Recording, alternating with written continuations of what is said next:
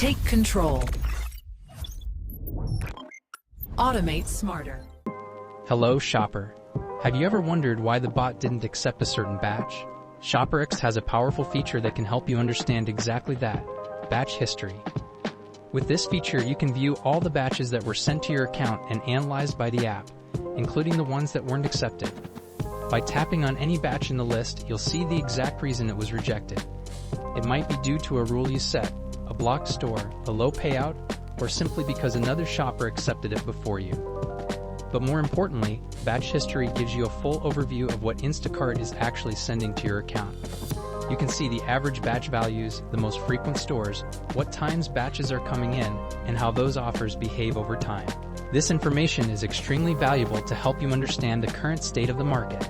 Sometimes the issue isn't with the bot, it's a matter of low demand, and by adjusting your rules based on this data, you can significantly improve your results. So use batch history as a strategic tool. It helps keep your setup aligned with what's really happening and increases your chances of grabbing good batches consistently. Now that you understand how this feature works, open the main menu in ShopperX and tap on Batch History. Then select any batch from the list to see the details and understand why it wasn't accepted.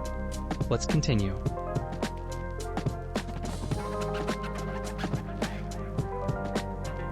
By tapping on each batch in the history, you can analyze in detail why the batch was accepted or not accepted. ShopperX shows all the criteria the bot evaluated at the moment the offer was received. If the batch was not accepted, the reasons will be clearly highlighted in red, making it easy to identify what caused the rejection, such as low payout, blocked store, distance too far, or other active filters. This feature is essential for fine-tuning your rules and understanding how the bot is making decisions in real time.